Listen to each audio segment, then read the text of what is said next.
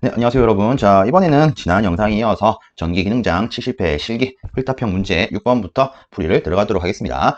우선 그 앞선 영상에서 미리 안내를 드렸다시피 실제 이 문제는 대방 전기통신학원에서 제공을 받았고 실제 출제된 문제와 상의할 수 있습니다. 그래서 이 부분 참고해서 이번 풀이도 같이 진행하도록 하겠습니다. 자, 6번 문제 보도록 하겠습니다. 자, 아래 지문을 보면 다음에 미완성 단상 전파 종류 회로에 대한 물음에 답을 하라 라고 해놓고 이렇게 어떤 회로를 줘놨습니다. 자, 그러면 여기 오른쪽에 있는 이 소문제를 보도록 하겠습니다.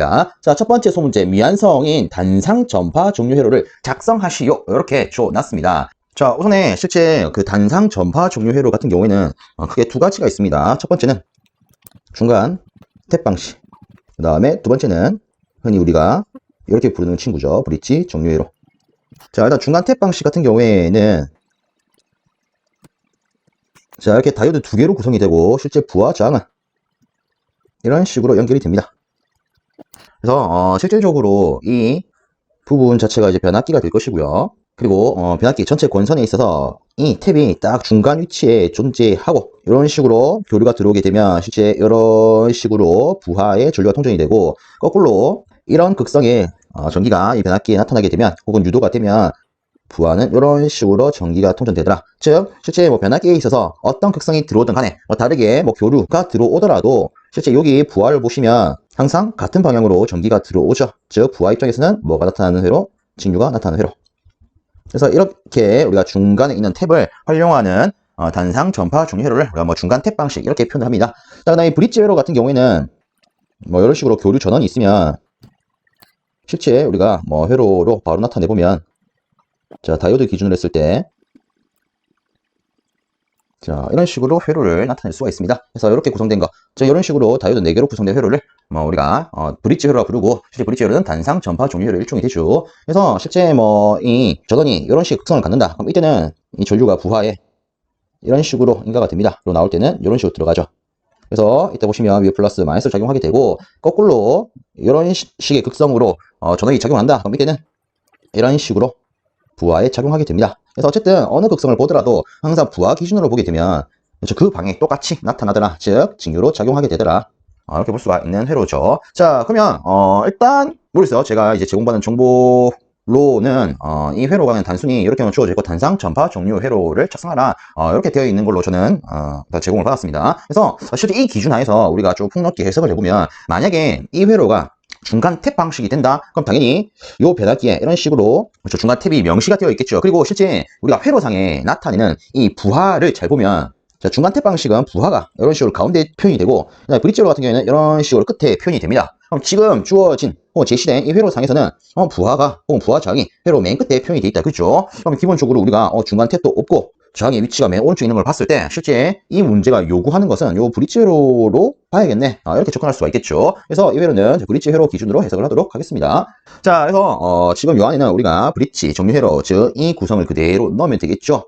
그래서 요 회로에는 여기 있는 것을 그대로 표현하면 되겠죠. 자, 여기서 일단 하나만 더 짚고 넘어가겠습니다. 여기서 우리가 좀 중요한 부분을 하나 체크하고 가겠습니다. 실제 이 브릿지 회로에 있어서 이 부분을 우리가 다시 표현을 하면, 자, 이런 식으로 나타낼 수가 있는데, 실제 이 전원이 연결되는 부분은, 자, 우리가 위에 다이오드와 아래쪽에 다이오드를 보면 실제 이 다이오드들은 각 위치에 대해서 위쪽은 오른쪽으로, 아래쪽 기준도 오른쪽으로 향하고 있습니다. 그래서 전원부는 이 같은 방향으로 향하는 다이오드 사이에서 실제 이렇게 연결이 됩니다. 그럼 부하 같은 경우에는 여기 보시면 다이오드의 방향이 벌어지는 형태, 그리고 모이는 형태, 지금 두 지점이 있죠. 즉 벌어지는 곳에, 모이는 곳에 기준으로 해서 이런 식으로 부하와 연결이 될 수가 있습니다. 이 부분을 조금 챙기는 게 좋겠죠. 그리고 좀 더 쉽게 들고 가기 위해서는 이 회로를 부하 기준으로 생각을 해 주십시오. 즉 우리가 이 파란색 전원에 대한 것을 치우고 나면, 자, 이렇게 회로가 남을 거고요. 부하 기준으로 보게 되면 실제 전류가 예를 들어 이런 식으로 흐른다. 그럼 자, 보세요. 이렇게 들어오면 병렬 회로이기 때문에 전류가 이런 식으로 나뉘겠죠. 그리고 다시 모일 겁니다. 그래서 전류가 나뉘는 방향에 따라서 다이오드의 방향을 표현하면 되고, 모이는 방향에 대해서도 다이오드 방향을 똑같이 표현하면 되더라. 즉 부하를 기준으로 했을 때 전류가 흐를 수 있는 방향 기준으로 다이오드의 방향을 지정하고, 나머지 남은 이 모서리 부분에서 전원과 연결하면 되더라. 이런 기준으로 들고 가시면 보다 쉽게 챙기실 수 있지 않을까 싶습니다. 그래서 이 그림이 주어졌을 때 저는 이렇게 한번 작성을 해보도록 하겠습니다. 자, 부하를 기준으로, 자, 보시면 여기 플러스, 여기 마이너스겠죠. 그럼 실적으로 전류는 이런 식으로 흐를 겁니다. 자, 그럼 여기서 우리가 일단 가운데 이 다이아몬드 형태부터 조금 작성을 해 놓고 보면 이렇게 표현할 수 있을 거고요. 자, 그러면 이제 요 선을 기준으로 여기 연결해 주면 될 건데, 실제 여기서는 사람에 따라서 그림은 여러 가지로 표현할 수 있을 거라고 저는 생각을 합니다. 일단 아래쪽에 제가 나타낸 이 그림 기준으로 한번 표현을 해보면, 예를 들어 이 선을 여기다가 연결을 한다. 그러면 전류가 이런 식으로 들어와서 이런 식으로 퍼지지 않겠습니까? 그러면 다이오드의 방향은 이런 식으로, 여기는 전류가 이렇게 모일 거니까 다이오드의 방향은 이런 식으로 나타낼 수 있겠죠. 그리고 이 모인 지점을 이런 식으로 부하의 다른 라인에다가 연결해주면 되겠습니다. 그럼 이때 나머지 요 꺾인 부분은 뭐가 된다? 아, 전원부와 연결되는 부분이 되더라. 그리고 뭐 아래쪽도 나머지 이런 식으로 연결해주면 이 회로는 끝이 날 겁니다. 네, 뭐 이렇게도 그릴 수 있겠지만 제가 다른 기준으로 해서도 한번 표현해 보도록 하겠습니다. 자, 다시 회로를 이렇게 되돌렸을 때 나는 이렇게 연결을 하고 싶어요. 그럼 이때는 이 전류 방향에 따라서 요 내부의 전류는 이렇게 흐를 거야. 이런 식으로. 그렇지 않습니까? 그럼 이 방향 그대로 다이오드를 표시를 해줍니다. 그리고 여기 모인 지점은 이렇게 부하로 연결시켜주면 되겠죠. 그럼 나머지 이놈들이 전원과 연결되면 되는 거지 않겠습니까? 그래서 저는 이런 식으로, 그리고 얘는 이런 식으로 나타내겠습니다. 이렇게 쓸 수도 있겠죠. 근데 뭐 이 방법 말고도 이런 경우도 있습니다. 만약에 이 문제에서 애초에 이런 식으로 다이오드를 이렇게 제시를 해줬다. 그럼 이런 경우엔 우리가 어떻게 작성하는지 좀 보도록 하겠습니다. 뭐 실제 이 경우에는 예전에 뭐 기사, 산업기사 실기 쪽에서 이렇게 나온 적이 있는데, 혹시나 모르죠. 기능장 실기에서도 뭐 이렇게 언젠가는 주어질 수도 있지 않을까 싶어서 한번 보도록 하겠습니다. 자, 우선에 뭐 시험 문제 이렇게 나와 있다. 그럼 여러분 당하지 마시고 우리가 일단 요 기준을 딱 떠올리면 됩니다. 우리가 자, 여기 있는 이 그림 가지고 다시 한번 보면, 일단 우리가 부하로 연결시키기 위해서는 이렇게 다이오드가 모이는 지점, 그리고 퍼지는 지점이 필요합니다. 그래서 저는 이렇게 해볼게요. 이렇게 4개의 다이오드가 나란히 누워져 있는 경우에 일단은 저는 요 두 개를 같이 이렇게 묶어 보겠습니다. 자, 이렇게 묶게 되면 실제 이 두 개가 한 곳에 모이는, 즉 한 곳에 모이는 이런 형태로 나타낼 수 있겠죠. 그리고 양 끝에 있는 이 다이오드의 이 왼쪽 부분을 이런 식으로 묶어 주도록 하겠습니다. 우리가 좀 더 보기 쉽게 가운데다가 점을 찍어 버리면 이렇게 볼 수 있겠죠. 이 점 같은 경우에는 가운데로 모이는 점이 될 거고요. 그러면 이 점 같은 경우에는 방향을 보시면 퍼지는 기준, 즉 이 부분, 이렇게 퍼지는 기준, 이렇게 나타낸다. 이렇게 볼 수 있는 거지 않겠습니까? 그러면 자, 보세요. 자, 여기서 퍼져나간 게 있다. 이렇게 퍼져나간 게 있다. 그러면 모이는 형태로 작용하는 이 다이오드 꽁무니 이렇게 들어가야 됩니다. 근데 우리가 모이는 것을 가운데로 놨지 않습니까? 그래서 얘 같은 경우에는 이놈의 꽁무니로 들어가면 되기 때문에 얘를 이렇게 연결할 수 있겠죠. 얘도 마찬가지로 이런 식으로 연결할 수가 있을 겁니다. 그럼 지금 다시 한번 파악을 해보면 이렇게 되겠죠. 여기서 퍼져나가는 각 부분은 여기다 표현을 하면 이렇게 될 거고요. 그리고 여기에서 이렇게 진행하는 부분은 이런 식으로 표현한 부분이 될 겁니다. 다시 얘도 이런 식으로 다른 다이오드의 꽁무니로 들어가지 않습니까? 얘도 다른 다이오드의 꽁무니로 들어간다. 그리고 둘이 모이는 이 부분은 이런 식으로 표현이 된다라는 거죠. 자, 그럼 이 상태에서 보겠습니다. 지금 우리가 이 부분, 지금 우리가 이 부분을 여기다 체크하면 실제 여기 있는 점이지 않습니까? 그러면 이 점은 부하와 연결이 되면 됩니다. 그렇죠? 즉 부하로 들어오는 부분. 그리고 나머지 퍼지는 부분은 부하에서 나가는 부분이겠죠. 뭐 다르게 여기 제시된 것처럼 극성으로 표현하면 실제 전류는 플러스에서 마이너스로 흐를 거고요. 이때 퍼지는 쪽으로 이렇게 들어가서 모이는 쪽으로 이렇게 들어오지 않겠습니까? 그럼 이와 똑같이 이렇게 전류 나가는 걸 애초에 우리가 표현을 해놨죠. 그럼 이 부분은 쭉 와서 여기 연결되면 될 겁니다. 그러면 거꾸로 이 부분은 들어오는 이 부분으로 연결하면 되겠죠. 그래서 다시 깔끔하게 표현을 하면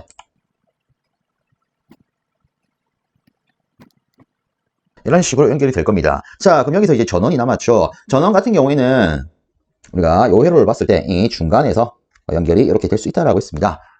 그렇죠? 그러면 우리가 실제 이 그림에서 중간 부분, 뭐 여기에 점을 찍어서 나타내면 이 점은 실제 뭐 여기로도 표현할 수가 있겠죠. 그리고 아래쪽에 있는 점은 이놈의 사이인 여기로 표현할 수가 있을 겁니다. 이때는 우리가 전원과 이렇게 연결하면 되겠죠.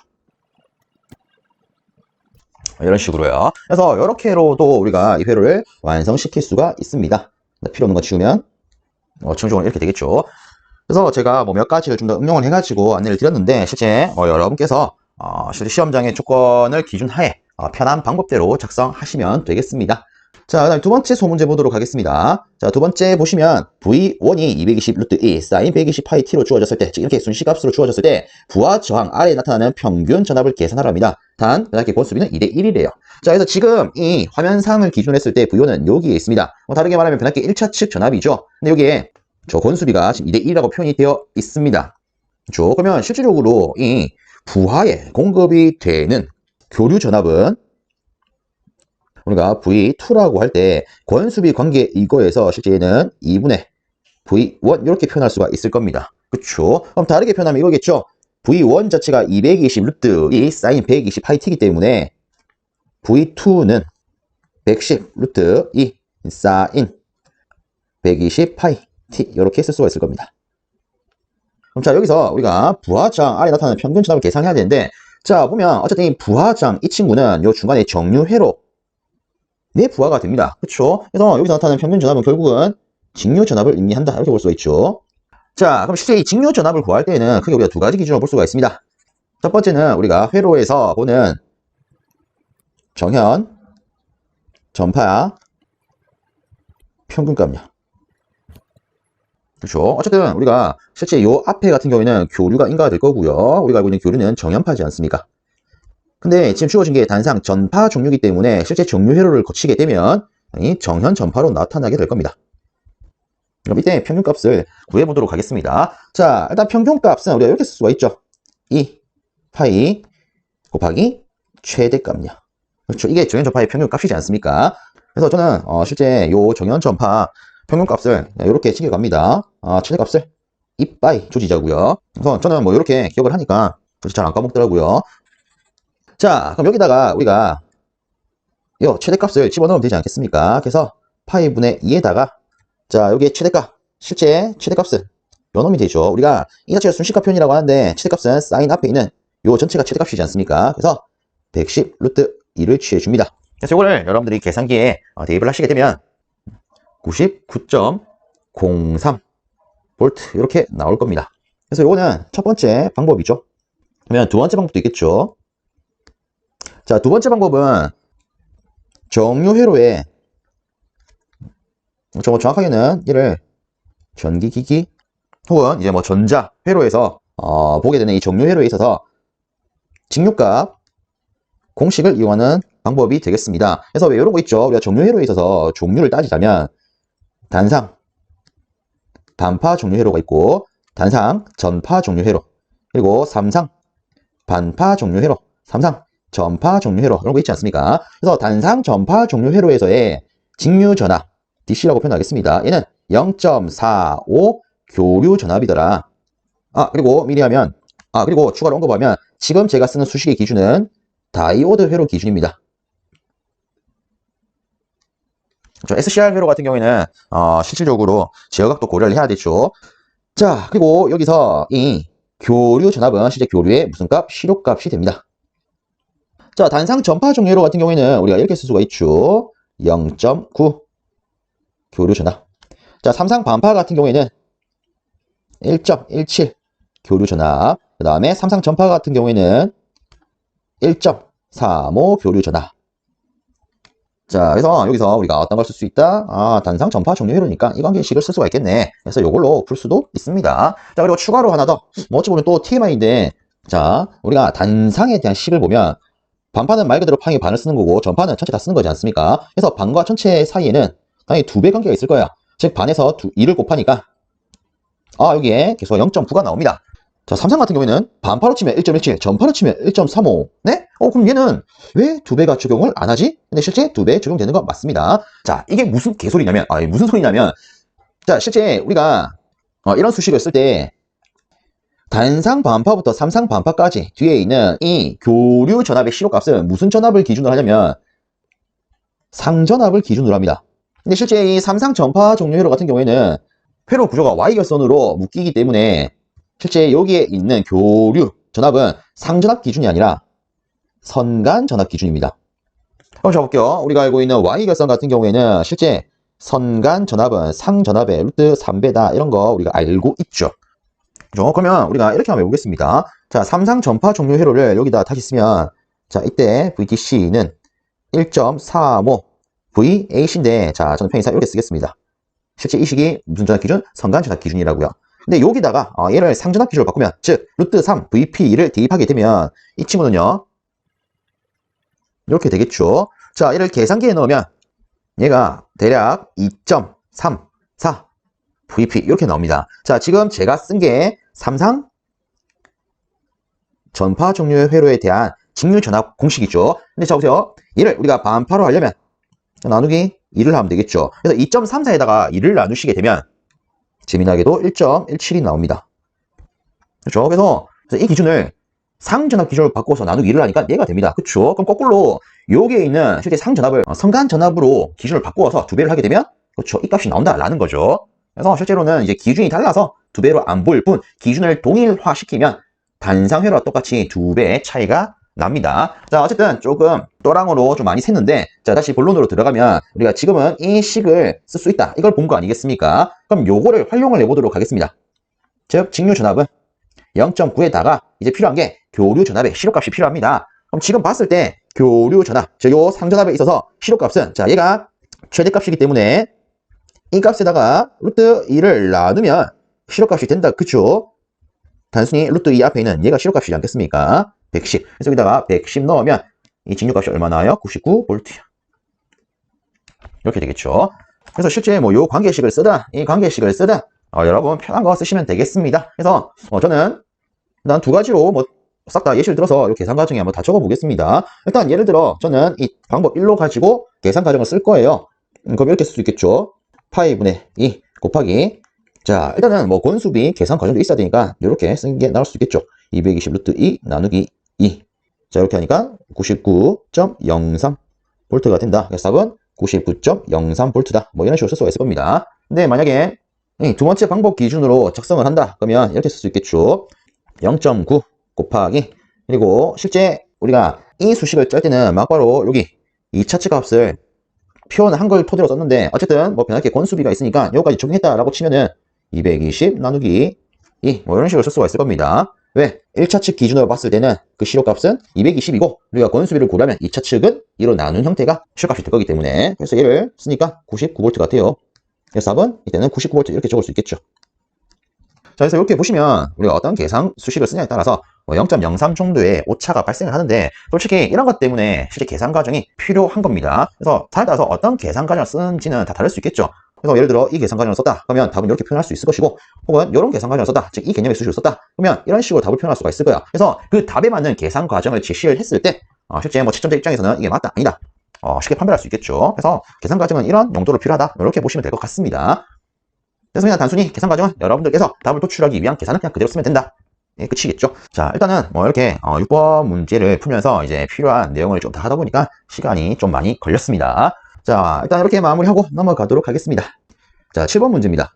자, 지상 역률 80%의 600kW 부하에 지상 역률 60%의 40kW 부하를 증설한 후에 전력용 콘덴서를 접속해서 이놈의 합성 역률을 90%로 개선하고자 한대요. 이때 필요한 전력용 콘덴서의 용량을 계산하랍니다. 자, 그러면 여기 지금 지문에 주어져 있는 것을 제가 뭐 그림으로 조금 표현을 해보도록 하겠습니다. 일단 기존에 이 부하를 나타내면 자, 예를 들어 역률 삼각형을 그린다. 이게 뭐 역률각 세타가 될 거고요. 자, 일단 유효 전력이 600kW입니다. 자, 여기서 일단 역률이 80%, 즉 0.8로 주어져 있고 실제 우리가 전력용 콘덴서의 용량 같은 경우에는 물론 kVA로 표현을 하지만 실제 이제 무효 전력에 대한 개념이기 때문에 기존에 있어서 무효 전력값이 필요할 겁니다. 그러면 자 볼게요. 우리가 무효 전력이라고 하는 것은 피상 전력을 알 때 여기다가 무효율, 즉 사인 값만 곱해주면 됩니다. 그리고 이 피상 전력 같은 경우에는 우리가 지금과 같이 유효 전력값을 알고 있다. 그럼 이 유효 전력에다가 역률을 나눈 형태로서 계산할 수가 있죠. 얘는 일단 단위까지 적으면 뭐 바르가 될 거고요. 그러면 다시 이 관계를 여기다가 대입을 하게 되면 실제 무효 전력은 유효 전력 나누기 역률 곱하기 무효율 이런 식으로 해서 계산할 수가 있을 겁니다. 그러면 일단 기존에 뭐 600kW 부하에 있어서 무효 전력을 나타내면 600kW 나누기 0.8 그리고 역률이 0.8이면 무효율은 0.6이죠. 그래서 이 친구를 계산을 하게 되면 450 일단 애초에 제시된 단위는 뭐 킬로와트, 얘가 킬로와트이기 때문에 뭐 킬로바를 이렇게 쓸 수가 있겠죠. 자, 그래서 요 놈에 있어서 무효 전력은 이렇게 되더라. 자, 근데 이것만 해석을 하는 게 아니라 여기다가 지상 역률 60%의 400kW의 부하를 증설을 했습니다. 지금 여기다가 자, 유효 전력이 400이고 역률이 0.6인 부하를 증설을 했어요. 실제 요 부하에 있어서도 또 무효 전력이 있겠죠. 자, 그럼 이 무효 전력도 우리가 방금 했던 요 수식 관계를 이용해서 막바로 계산을 하게 되면 이렇게 될 겁니다. 자, 이놈 기준에, 파란 거 기준에 유효 전력 400kW에다가 0.6 나누어주고, 그리고 역률이 0.6이면 무효율은 0.8이죠. 그래서 이것을 계산을 하면 533.33kVAr가 나옵니다. 그럼 다시 여기다 표현을 하면 이렇게 되겠죠. 그럼 실제 이 두 개의 부하를 합친다라고 했을 때 그 계산은 유효 전력은 유효 전력끼리, 무효 전력은 무효 전력끼리만 행해주면 될 겁니다. 그래서 여기에 있는 이 두 개의 부하를 증설해서 표기를 하면 유효 전력은 600에다가 400을 더한 거기 때문에 1000kW가 될 거고요. 무효 전력분은 450에다가 533.33을 더한 거기 때문에 983.33kB가 될 겁니다. 그러면 자, 우리가 합성을 하고 났을 때 실제 무효 전력은 지금 이렇게 나타납니다. 그렇죠? 그럼 우리가 앞서 했던 이 수식을 가지고 우리가 조금 간단하게 보면, 자, 우리한테 지금 필요한 것은 이놈을 역률 90%, 즉 0.9로 하는데 필요한 전력 콘덴서의 용량을 구하고자 한다. 이게 우리의 목적이지 않습니까? 그럼 여기서 우리가 역률 90%로 했을 때 무효 전력값을 안다면 그 값으로 맞춰주기 위해서 역률 90%에 대한 무효 전력과 기존의 무효 전력 차이만큼 전력용 콘덴서를 투입하면 되겠죠. 그렇죠? 자, 그럼 한번 보도록 하겠습니다. 우리가 역률이 0.9일 때 기준으로 무효 전력을 나타내 보겠습니다. 이런 기준으로. 자, 그럼 이때 필요한 유효 전력은 지금 우리가 계산을 했죠. 1000이더라.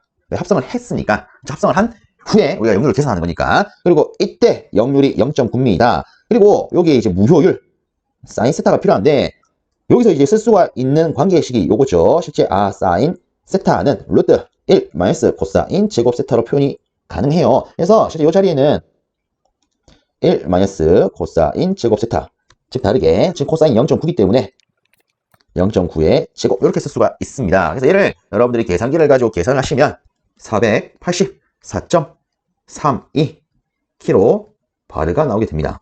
그럼 자 보세요. 우리가 이 두 개의 부하를 합성을 하고 나니까 실제 무효 전력이 이렇게 나왔습니다. 근데 역률이 90%가 되려면 무효 전력이 얼마만 있어야 된다? 이만큼만 있어야 된다. 그럼 여기서 우리가 이 차이에 대한 것만큼 전력용 콘덴서를 투입했다 이렇게 볼 수 있는 거 아니겠습니까? 즉 이렇게 바꾸려면 이 둘의 차이만큼 전력용 콘덴서를 투입해야 된다. 그렇죠? 이렇게 볼 수 있겠죠. 자, 즉 여기에 필요한 전력용 콘덴서의 용량은 우리가 QC라고 하겠습니다. 얘는 983.33. 즉 그냥 합성만 했을 때 이 값에다가 90%일 때 나오는 조건값을 빼면 되더라. 그래서 얘를 빼면 499.01 kB. 근데 우리가 전력용 콘덴서 같은 경우에는 kVA로 표현할 수가 있죠. 그래서 499.01 kVA만큼 투입하면 되더라. 이렇게 결론을 지을 수 있겠습니다. 그래서 요거를 우리가 계산 과정과 답으로 좀 옮겨 적어야겠죠? 자, 그럼 저는 이런 식으로 작성을 한번 해보겠습니다. 첫 번째, 600kW 부하의 무효 전력 600 나누기 0.8 곱하기 0.6을 하니까 450kB가 나오더라. 자, 두 번째, 400kW 부하의 무효 전력 400 나누기 0.6 곱하기 0.8을 하니까 얘가 533.33kB가 나오더라. 그래서 세 번째, 전체 무효 전력. 자, 얘는 위에 했던 450 더하기 533.33 하니까 983.33kB가 나오더라. 자, 그 다음에 네 번째. 일단 실제 우리가 그 계산을 했을 때 기준에 무효 전력을 계산할 때는 여기 유효 전력이 필요했습니다. 그래서 전체 유효 전력도 표현을 하겠습니다. 자, 그냥 P는 600 더하기 400이니까 단순히 1000kW 이렇게 될 겁니다. 자, 그 다음에 다섯 번째. 역률이 90%일 때, 즉 0.9일 때 무효 전력. 이럴 때를 PR-이라고 쓰겠습니다. 구분하기 위해서. 이때는 우리가 했던 유효 전력에다가 0.9 나누고 곱하기 루트 1 마이너스 0.9의 제곱을 하니까 이 친구가 484.32kB가 나오더라. 여섯 번째, 필요한 콘덴서의 용량은 QC라고 하면 983.33 빼기 484.32 하니까 얘가 499.01 kVA가 돼요. 답은 499.01 kVA 이렇게 쓸 수가 있겠죠. 물론 저는 이렇게 하나하나씩 다 따로 썼긴 했는데 이 세 개를 묶어서 이렇게도 쓸 수는 있겠죠. 전체 무효 전력은 결국 요거 더하기 요거기 때문에 막바로 600 나누기 0.8 곱하기 0.6 더하기 400 나누기 0.6 곱하기 0.8 해서 983.33 kVA다. 이런 식으로 얘를 한 단계 줄여서 쓸 수도 있을 겁니다. 그래서 솔직히 계산 과정은 작성한 사람에 따라서 그 기준에 따라서 다르게 쓸 수 있는 부분이니까 저는 이렇게 마무리를 좀 짓도록 하겠습니다.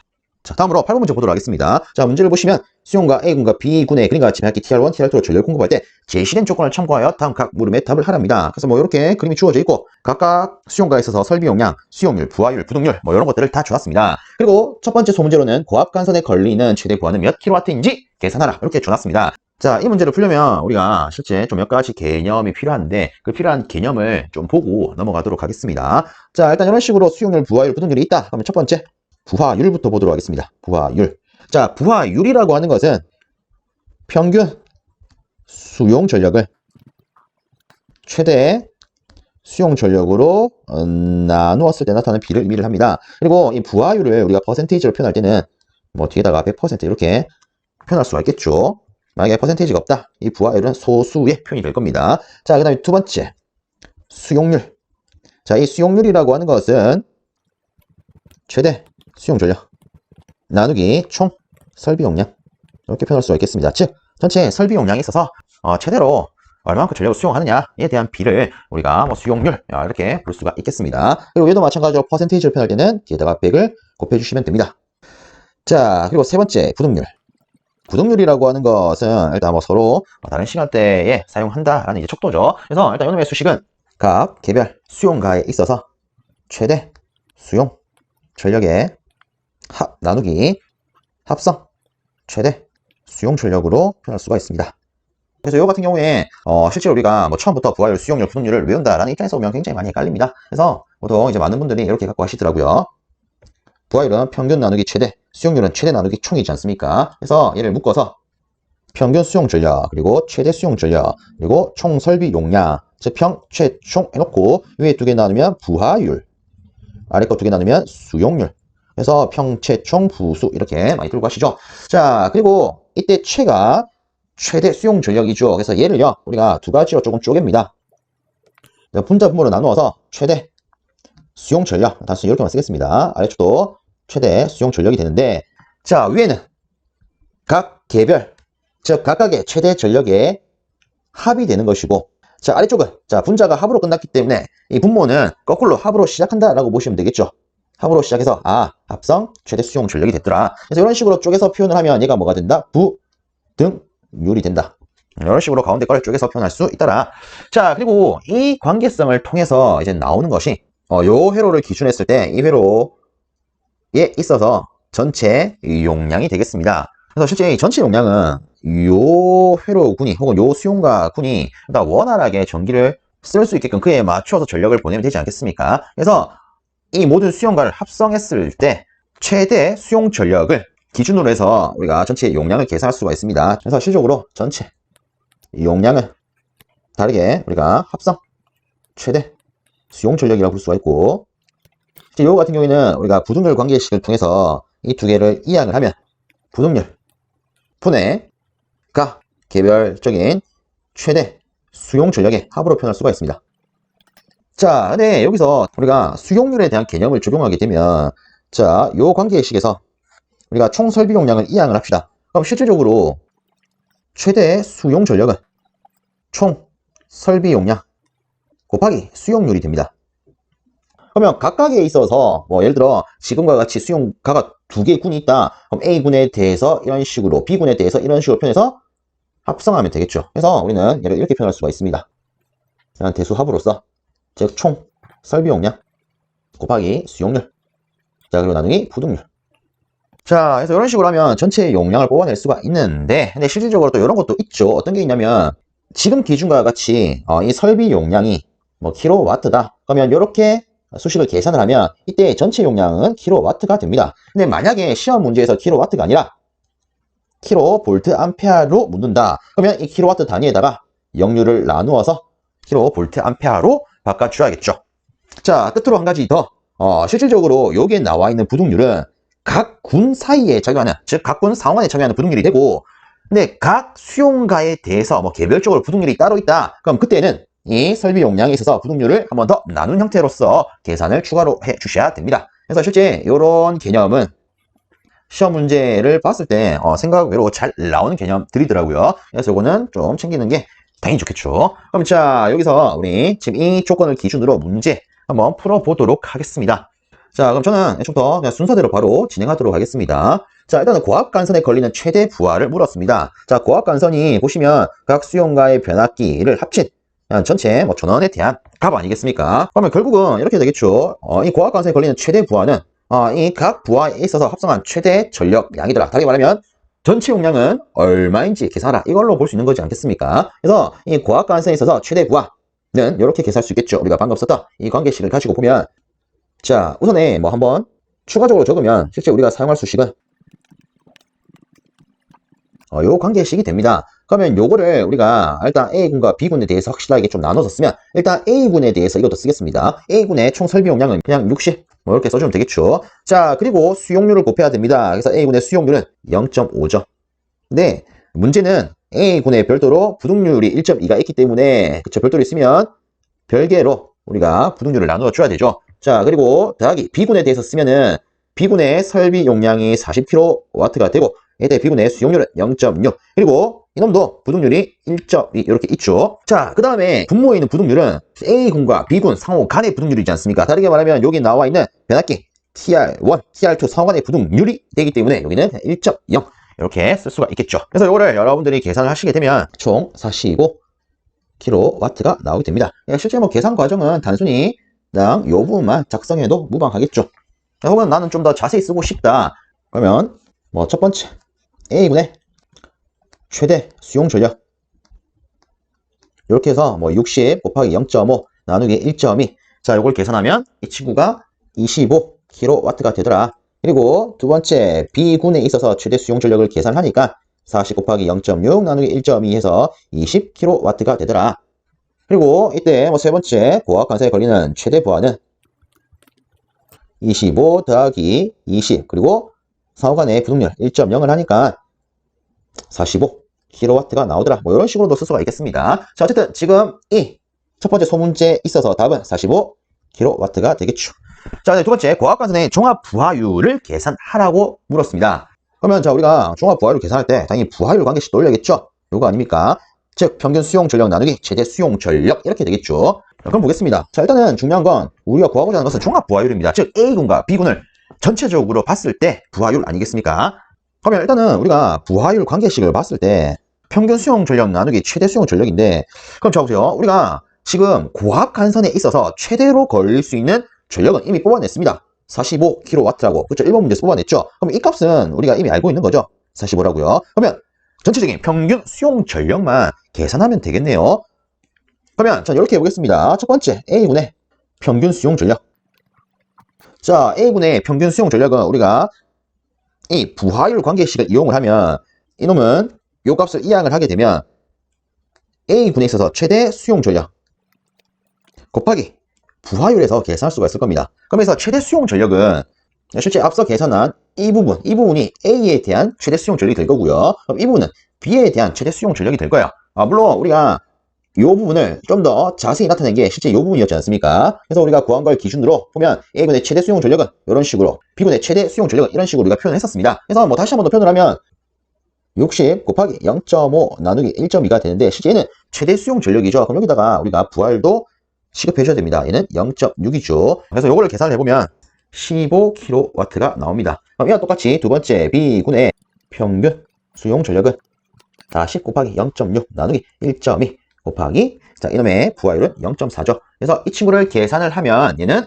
8kW가 나옵니다. 그러면 세 번째, 이 고압간선에 있어서 전체 평균 수용 전력은 간단하죠.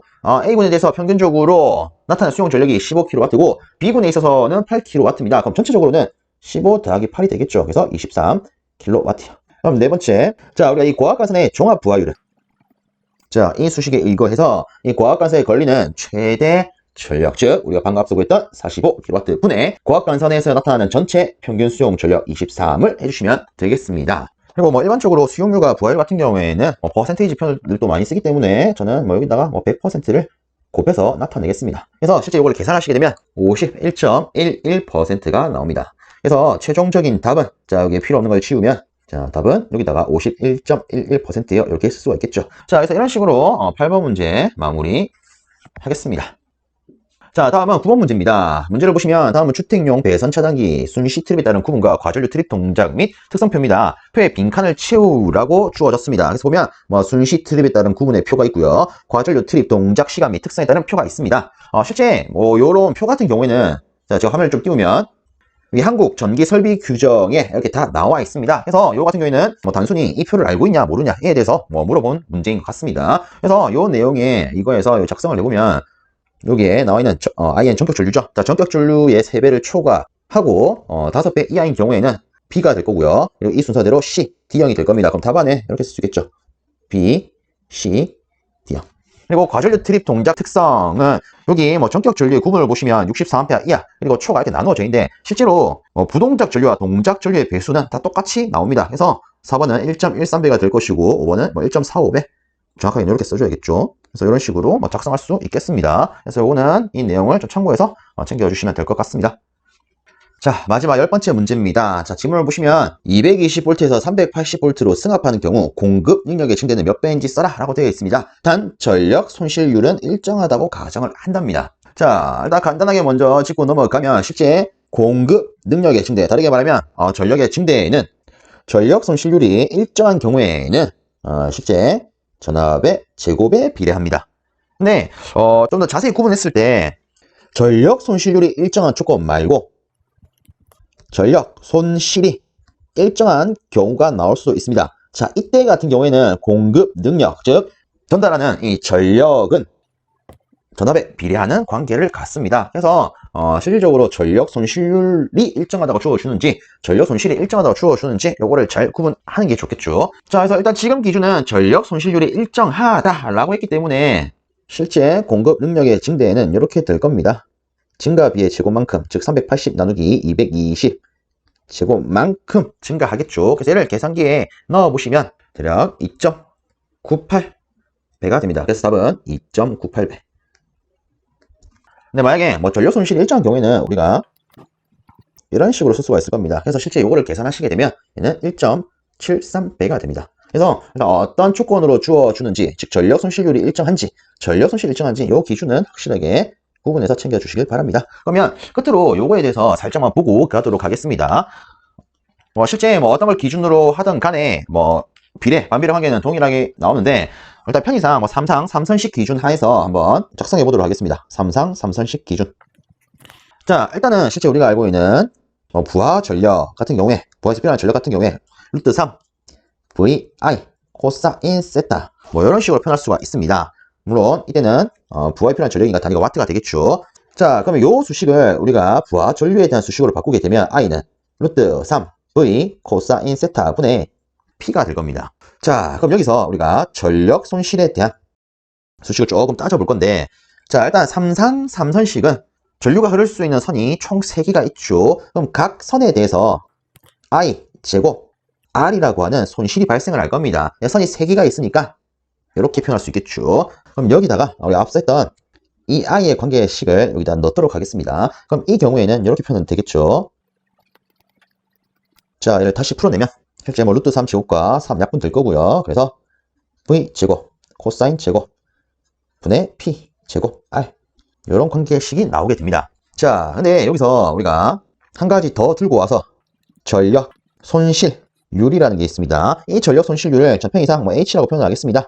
자, 얘 같은 경우에는 실제 필요한 부하 전력분에 나타난 손실 이렇게 표현을 하는데, 자, 그러면 우리가 앞서 했던 이 관계식을 좀 볼게요. 우리가 다시 쓰게 되면 전력 손실 기준으로 썼을 때에는 V제곱 코사인 제곱 분의 P제곱 이렇게 쓸 수가 있었죠. 근데 우리가 전력 손실률 기준으로 표현하려면 여기에 있는 P를 한번 이항을 해야 됩니다. 즉 전력 손실률을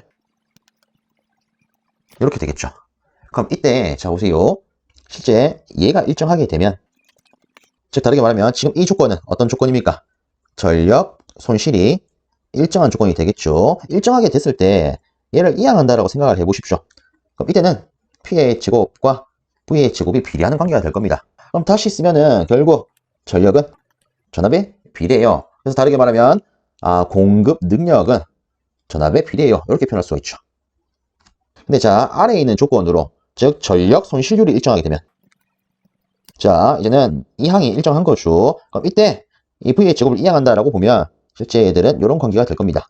즉, 전력 손실률이 일정하게 되면 부하 전력은 다르게 말하면 공급 능력의 증대는 전압의 제곱에 비례하더라. 그래서 이때는 제곱에 비례. 그래서 어떤 조건으로 지문에서 제시가 되었냐에 따라서 답은 완전히 달라질 수 있습니다. 그래서 요거 확실하게 구분하시는 게 조금 중요하지 않을까 싶습니다.